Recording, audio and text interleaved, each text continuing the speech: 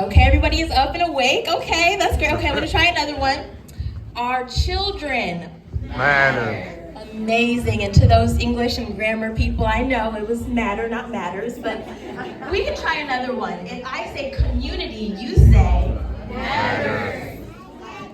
That absolutely matters. I love music to my ears. And when I say representation, you say matters. Fantastic. Representation matters, especially for children, our beautiful little ones that we see here, that we dressed up, that we brought out for this event. That's what Amber Anthony and Asona McMullen, our co-founders here, truly believe in. They also have young children, and they recognize it's important for the children to see themselves positively reflected in books. Because what did Reading Rainbow say? Take a look, it's in a book. It's Reading Rainbow. Exactly, we all know it. Maybe not the little ones.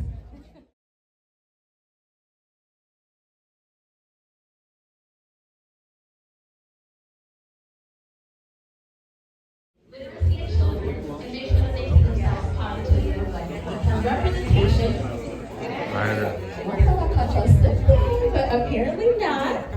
So today, I'm asking you, no matter your background, no matter where your family's from, no matter who you are, I'm just going to ask you today to please engage in these stories as a family. So walk around, enjoy the activities together with your little ones.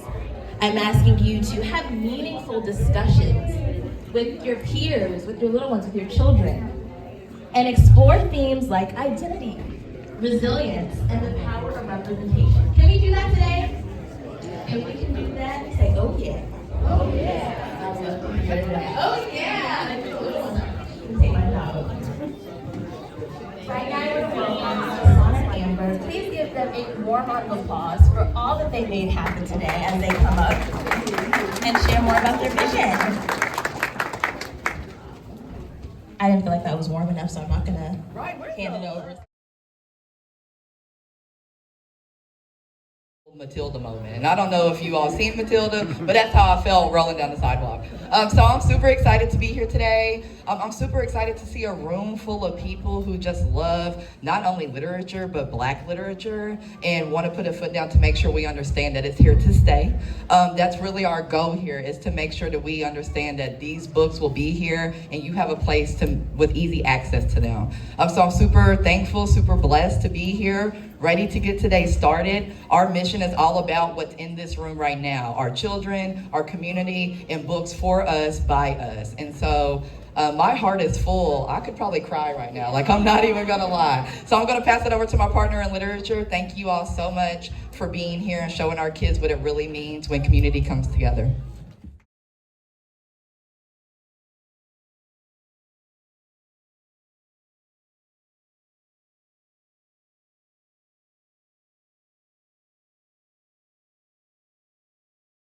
Like Amber, I get a little choked up and emotional when I see so many of you gather here, that you recognize the importance of not only literature, but representative literature.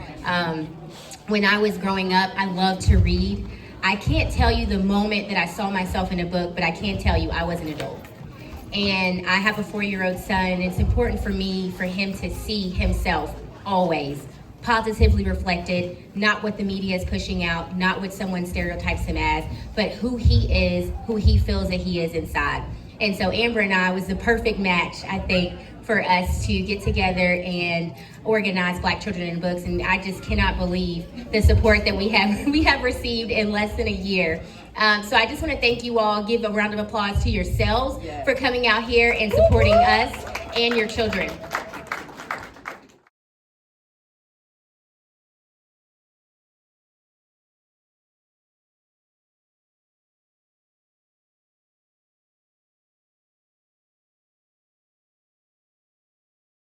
Curly, unique from the start, with a head full of dreams and a hopeful heart.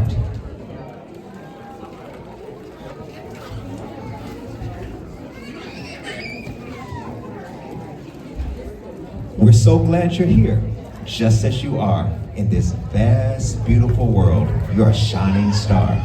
But sometimes it's tough when answers feel far. You wonder where you fit beneath the same stars.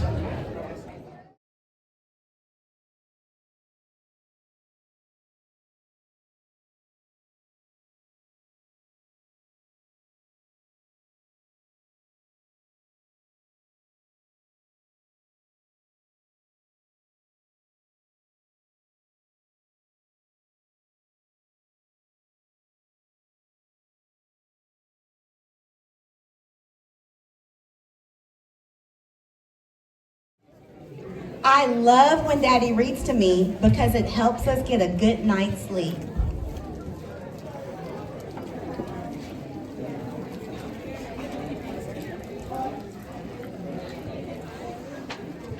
I love when Daddy reads to me because I love my daddy.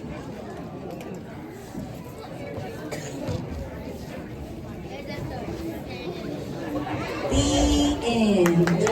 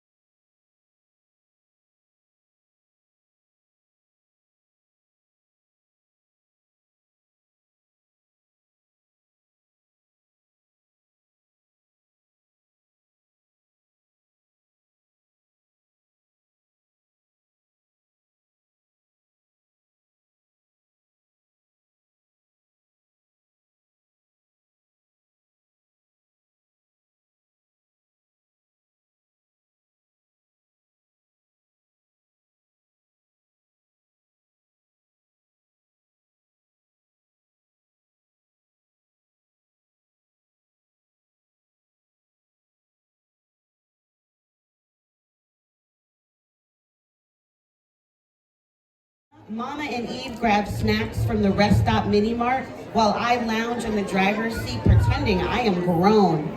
Beep, beep, I air honk the horn. Look out, world, I'm coming. Are you ready? But the rumble in my stomach is the only answer I get. It is past lunchtime. The road is the only place we are allowed junk food. Anyone love junk food? Anyone have favorite snacks that they love? Chips, candy, cookies. The road is the only place we are allowed junk food. Normally, it's organic meat, limp veggies, strained grains like barley, millet, and quinoa, snacks of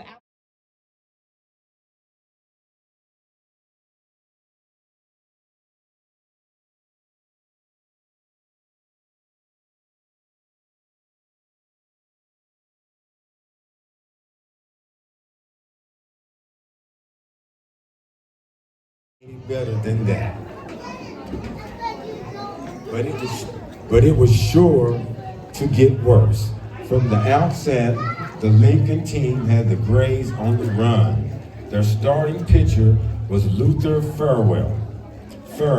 He was one of the finest pitchers in the league and was at the top of his game that day.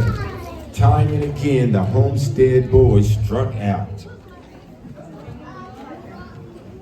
We were all feeling a little down when Josh came to the plate for the fourth time. He had gotten a single hit. He had not gotten a single hit off Farrell the whole game. Farrell.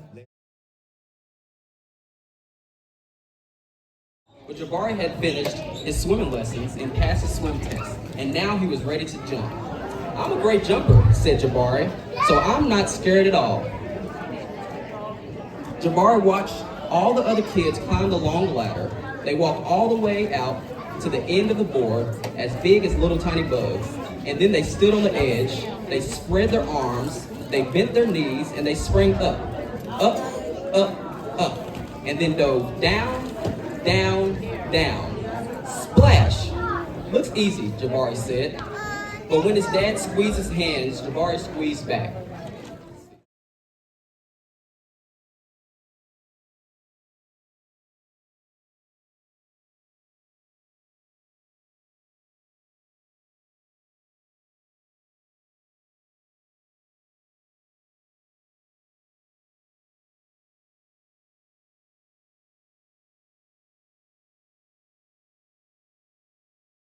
But not like me.